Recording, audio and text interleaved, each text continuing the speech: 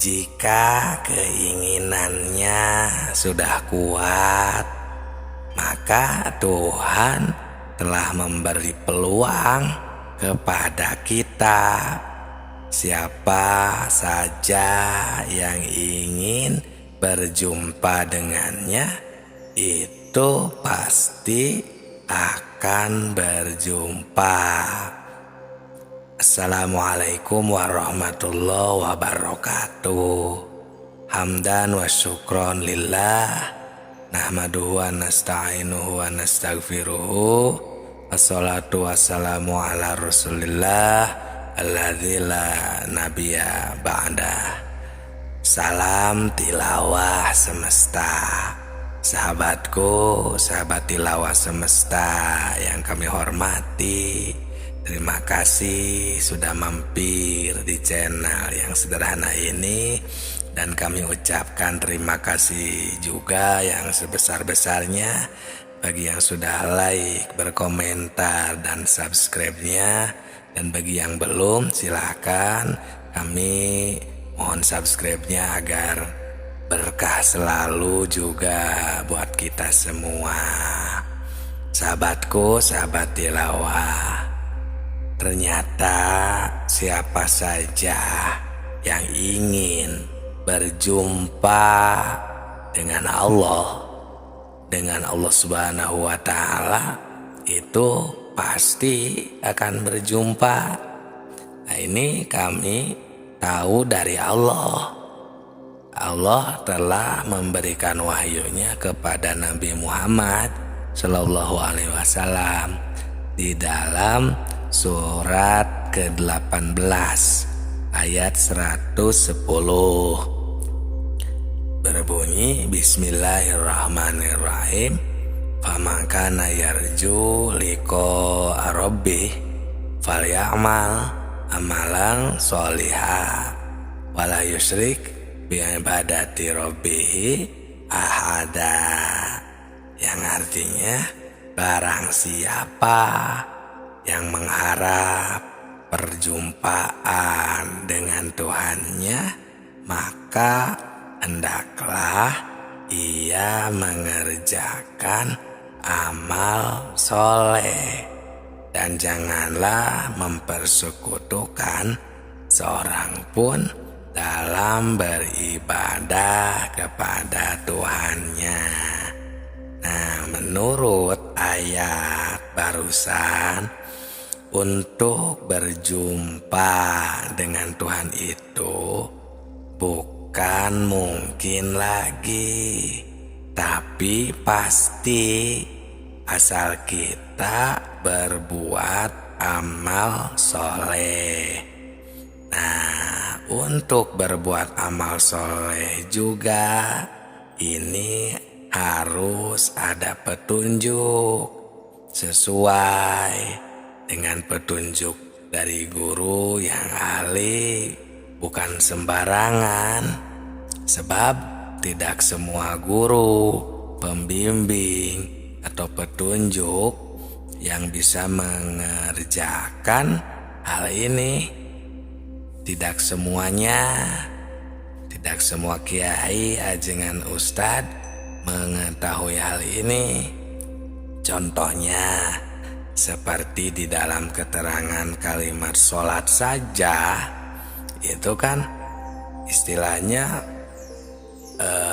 ada pendalaman kenapa disebutnya sholat, kenapa dinamakan sholat, sholat itu apa, dan harus sampai kemana. Nah, salah satu dari pembongkaran sholat itu diantaranya shod, itu kan soful kolbi, yang artinya elingan, ingatan yang suci. Nah, jadi di dalam sholat itu harus mempunyai ingatan atau elingan suci. Artinya harus sudah hilang dari sifat samar atau meraba kepada Allah Subhanahu wa Ta'ala. Tapi buktinya Ya boleh saja kita rasakan sendiri. Sudah bisa begitu apa belum? Nah, padahal Tuhan sudah berfirman di dalam hadis qudsinya yang tercatat banyak di dalam kitab-kitab tasawuf yang berbunyi kuntu kangzan mahfian fahbabtu an Eropa holaktul holko likaya arofu falihada tabayyana Allah Ta'ala khalaqal insan limarifatihi, yang artinya aku adalah kangzan.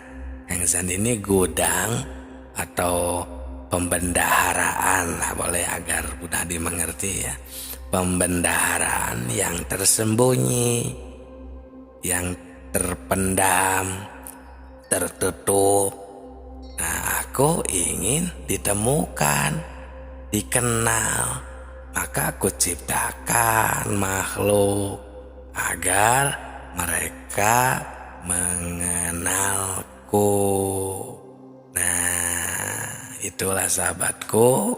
Jadi setelah mengenal, mengetahui, menyimak hadis qudsi ini, kami semakin jelas, bukan mungkin lagi untuk mengenal Tuhan itu, tapi pasti asal mempunyai keinginan yang keras dan kuat, memperhitungkan.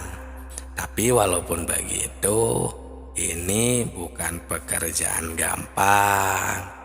Ini harus istilahnya melalui proses pendakian atau suluk, ya seperti amal soleh tadi, ya pengabdian kepada Allah Subhanahu wa Ta'ala tidak semudah itu. Nah, terutama melalui guru, istilah lainnya. Ini emang benar-benar harus serius.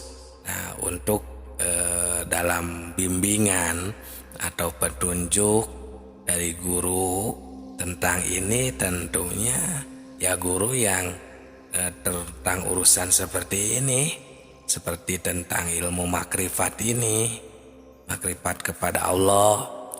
Karena kan tadi juga tidak semua guru yang fokus tentang urusan makrifat.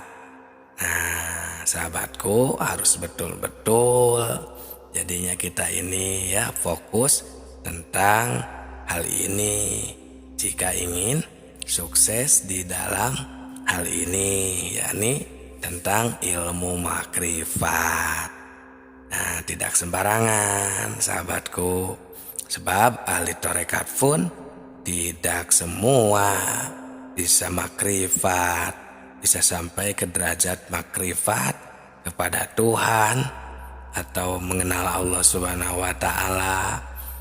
Dan tidak cukup juga membaca buku, mendengarkan, sebenarnya harus ada kesungguhan dari dalam sehingga kita mengerjakan dan mempraktekkan, mengamalkan apa yang seharusnya. Karena di dalam penerangan baik melalui buku atau sosmed, YouTube, Google, misalnya kitab, Quran, hadis pun jika sebatas ilmiahnya saja, isyaratnya saja, itu hanya itibar atau isyarah. Ya, sebagaimana ada keterangan di dalam salah satu kitab yang bernama Hikam, di sana berbunyi mayakhruju baina syafatain ilal isyarati wal itibar. Apa saja yang keluar dari bibir, pengucapan, ya itu hanya isyarat dan itibar saja. Jadi walaupun terus-menerus kita membaca, contohnya ya, membaca buku tentang makrifat sampai 1 juta kitab, contohnya, itu tidak akan sampai kepada makrifat sebagaimana yang seharusnya. Karena itu kita baru tahu teori dan intibarnya saja. Nah, ini ada di keterangan ya, saya tuh tahu tentang ini tuh, manusia jika tidak sampai benar-benar ke dalam derajat marifat, walaupun dia ahli membaca sejuta kitab, nah itu tidak akan bisa mencapai derajat makrifat karena dia tidak mencapai derajat rohani. Nah, faman lam yasid bihadal ilmi lam yakun aliman fil haqiqati walau qara'a alfa alfin minal kitab bihaisu la yablughu ila ruhaniyah. Nah, itu sahabatku. Jadi dari keterangan ini sudah memberi penjelasan kepada kita semua bahwa tentang makrifatullah itu benar-benar ada kekhususan, ada ajaran-ajaran tertentu ya. Untuk apa perlu belajar ilmu makrifat dan apa wasilahnya? Nah, tentu saja ada manfaatnya dan ada wasilahnya.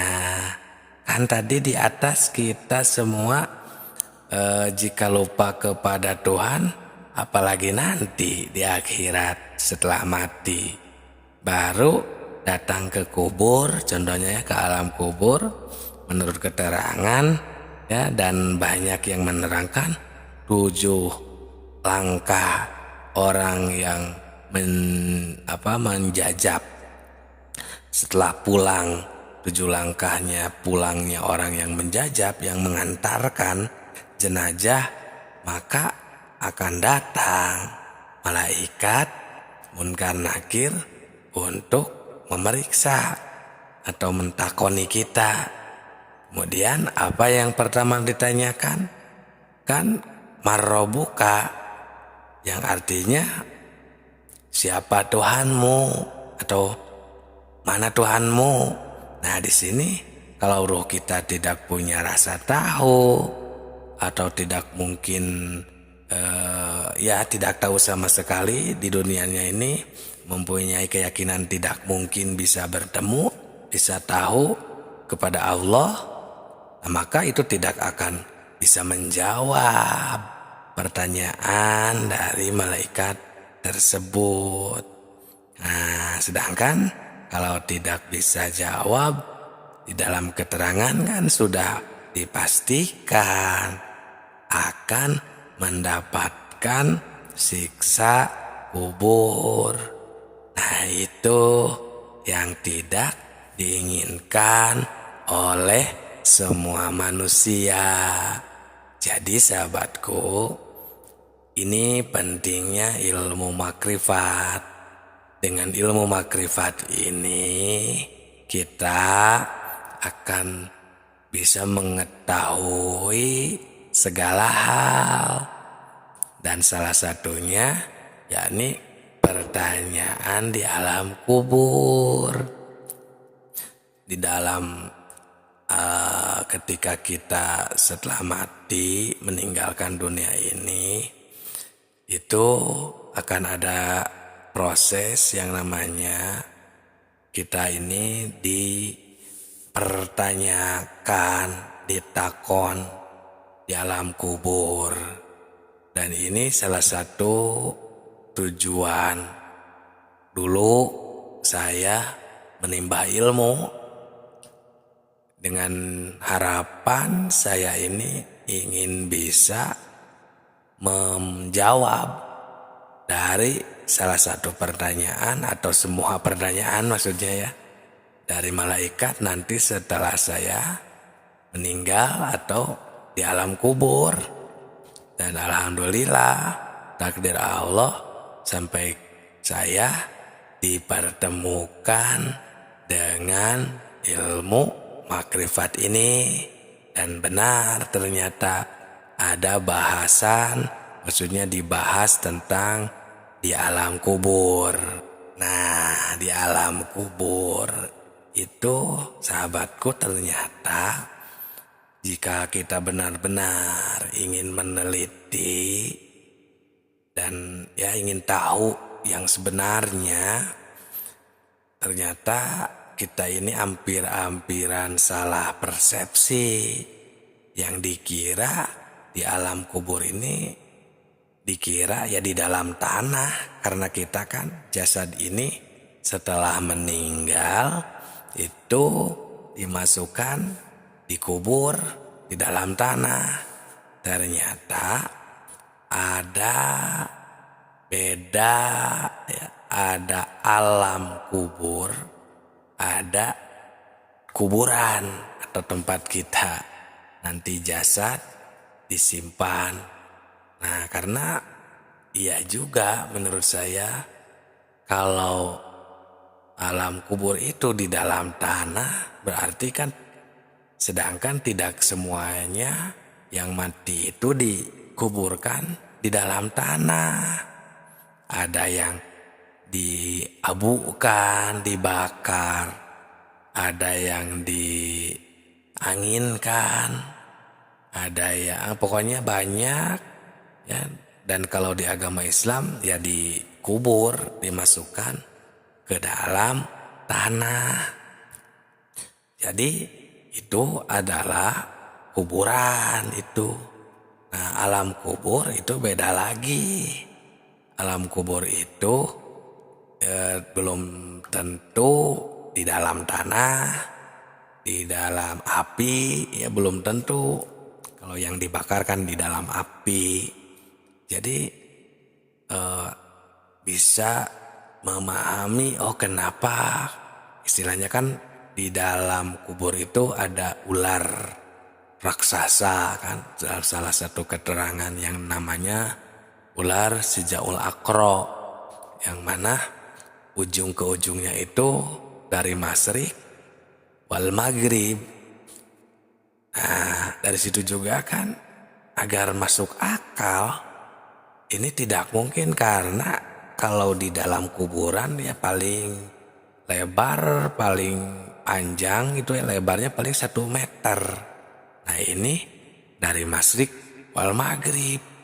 Ya dari pokoknya ujung dunia sampai ujung dunia, kan berarti ini tidak cukup jika kuburnya dimaksudkan ke kubur yang ya tanah tadi. Nah kalau alam kubur, nah itu baru masuk logika, karena yang namanya alam ya emang luas seperti alam semesta ini, cuman namanya alam kubur gitu. Kalau yang tempat kita jasad ini disimpan nanti itu mah kuburan. Nah, seperti itu sahabatku ya. Jadi nanti malaikat ini di alam kubur ya. Nah, maka setelah 7 langkahnya yang mengantarkan jenazah itu pulang, maka datanglah malaikat Munkar dan Nakir untuk memeriksa atau mentakoni. Memeriksa itu mempertanyakan, yang sebagaimana kita sudah pada tahu, yang akan mempertanyakan kepada kita. Di antara salah satu pertanyaannya kan man rabbuka. Man rabbuka itu artinya siapa Tuhanmu. Nah, di dalam istilah hakikat, dari satu pertanyaan ini saja ternyata banyak sekali penafsiran. Seperti begini, kalau pertanyaannya siapa Tuhanmu, berarti jawabannya adalah, dikarenakan pertanyaan siapa, berarti memerlukan jawaban. Seperti siapa itu Jawabannya, siapa dia? Siapa Tuhanmu? Siapa yang mengambil? Nah, berarti jawabannya adalah sebuah nama. Nah, berarti gitu kan? Atau memerlukan ya jawaban. Nah, sedangkan nanti itu mulut ditutup. Ini di dalam surat Yasin ya.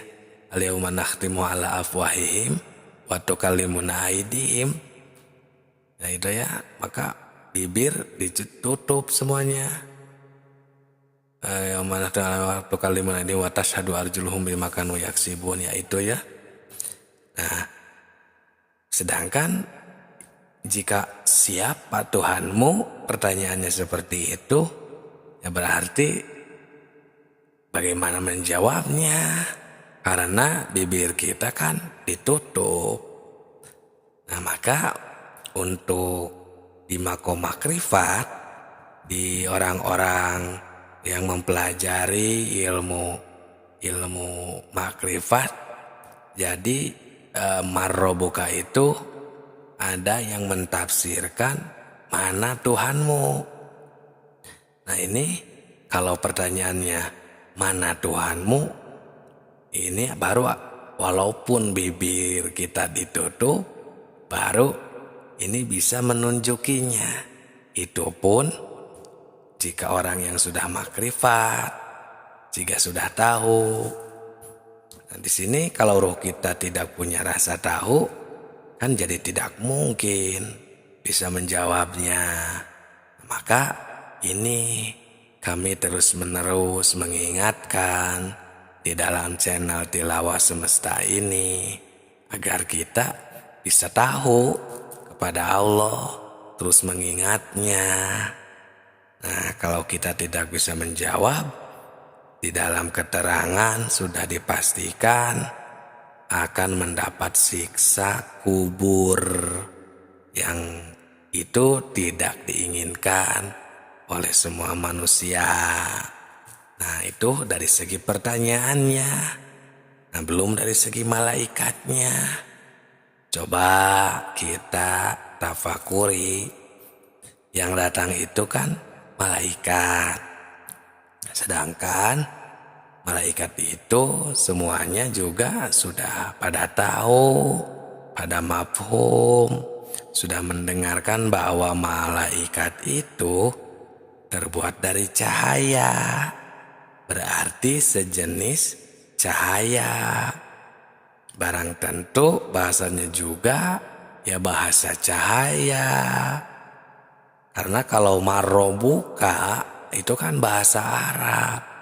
Sedangkan bagaimana ini jika manusia yang matinya, yang meninggalkannya itu tidak berbahasa Arab, tidak tahu bahasa Arab, seperti orang yang tidak tahu bahasa Arab aja. Orang Cina mungkin tidak tahu bahasa Arab, ya orang mana gitu ya. Tidak semuanya tahu pokoknya. Nah, berarti di sini mana adilnya Allah? Nah, belum lagi kan kalau jenis cahaya itu berarti bahasanya juga bahasa cahaya. Bagaimana ini bahasa cahaya ini? Kalau tidak mengerti hal ini, tentu ruh kita tidak akan bisa apa-apa. Nah, ini sahabatku. Sedangkan ini tidak bisa dihafalkan. Nah, benar jadinya tentang isu bahwa untuk jawaban nanti di alam kubur tidak bisa dihafalkan itu jadi sangat masuk akal. Karena jika seperti siapa Tuhanmu, jawabannya Allah. Mana nabimu, siapa imammu, jawabannya misalkan Nabi Muhammad SAW. Berarti itu mah bisa dihafalkan. Atau kalau seperti itu mah, nah, ini harus dengan makrifat, ada ilmunya atau mengetahuinya. Maka Dengan ini, mari kita bersama-sama untuk suluk mendaki, ya, bermakrifat kepada Allah Subhanahu wa Ta'ala. Carilah guru suluk yang benar-benar ahli. Jangan terlalu jauh dulu untuk mencarinya, karena mungkin di sekitaran kita, ya, di tempat kita masing-masing mungkin ada. Cari dulu, ya, tentang guru suluk ini. Ya, gimana cara mencarinya? Pokoknya jika Allah sudah menakdirkan akan dipertemukan, pantau saja. Ada seseorang yang suka memberi pepatah kah? Terus dengarkan pepatahnya seperti apa. Apakah berbau tentang makrifat, tentang ketuhanan. Nah, terus dekati. Nah, walaupun dia ternyata bukan seorang guru, nah mungkin bisa cari informasi darinya. Barangkali dia bisa menunjuki kemana lagi harus mencari. Akan banyak cara, jangan takut gitu. Nah, agar kita tidak salah pilih, karena harus hati-hati. Tidak semua guru, misalnya ya, apa dikarenakan pernah mengaji pesantren atau bisa baca kitab, bisa ceramah, belum tentu yang kayak gitu. Kalau untuk urusan ilmu makrifat, ya mungkin orang-orang yang pernah mengaji atau ustadz kiai yang penceramah itu, ya mungkin pernah dikarenakan pernah mengaji, jadi sebatas ilmiah tahu. Tapi tidak semuanya ini menjadi guru suluk tadi. Kebanyakan orang-orang yang mengetahui, yang menjadi guru suluk itu biasanya bukan orang yang terkenal sih. Kalau yang kami temukan, karena kami juga mencarinya dulu itu sampai 2 tahun. Itu pun setelah kami mengaji di pesantren kurang lebih 6 tahun. Dari pesantren alat ke pesantren fikih. Dan itu pun baru istilahnya menemukan salah satu kitab pentingnya mencari guru ini. Dari sana itu baru mencari. Itu pun lama sekali, sampai 2 tahun kurang lebih. Ini saking kami ingin berhati-hati agar tidak salah mencari guru. Dan alhamdulillah, sudah waktunya ketika Allah menakdirkan dipertemukan dengan guru. Alhamdulillah, mursyid kami, guru kami ini silsilahnya dari Sunan Gunung Jati Cirebon, dari Syekh Syarif Hidayatullah Sunan Gunung Jati. Alhamdulillah kami terus belajar dari tahun 2007-2008 sampai sekarang, terus mengamalkan, dan saatnya berbagi di channel Tilawah Semesta ini. Alhamdulillah, semoga berkah dan bermanfaat. Karena kalau salah pilih ya akan celaka di dunia dan di akhirat. Oleh karena itu, di dalam bahwa membaca, bahwa memahami ini diperlukan ketelitian, pemikiran yang jernih dan tajam, dengan daya serap yang kuat, wawasan yang luas, serta yang penting disertai dengan hati yang ikhlas dan lillahi ta'ala. Dan kukuhnya iman juga menjadi terapi kejiwaan yang akan memerlukan taqarrub kepada Allah Subhanahu wa Ta'ala, agar tidak gegabah di dalam akidah, di dalam menjalankan syariat, tarikat, hakikat, dan makrifat di dalam agama Islam. Semoga kita semua bisa makrifat, disukseskan, diberi keselamatan di dunia dan di akhirat. Salam Tilawah Semesta.